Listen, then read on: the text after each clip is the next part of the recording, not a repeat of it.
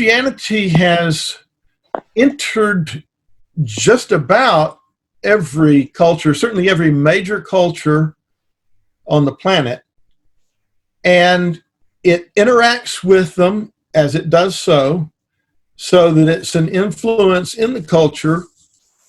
And so you can certainly say that to the extent that that influence has taken hold and has borne fruit, that culture is in those ways made better. A very easy example, I think, would be that the Aucas are certainly better off having a culture that's not based on vendetta anymore.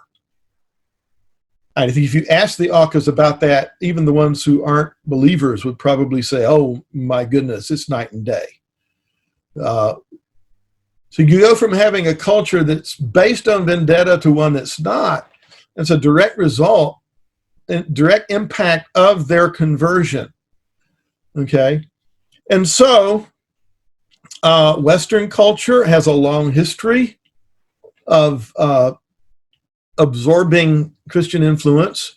It also has just as long a history of perverting that influence. And so to take any two cultures and try to say one's better than the other, I think the statement's too general. You have to say, this culture is healthier, more conducive to human thriving because more in line with God's law and God's will and God's character and God's word in this specific way. But to say a culture as a whole is better than another culture as a whole, unless you have a very extreme example, I think, So you're saying the culture of ISIS is definitely inferior to any other culture I know about. Sure. And so the extreme of not only no Christian influence, but active opposition to Christian influence versus what we see, say, in Western culture. I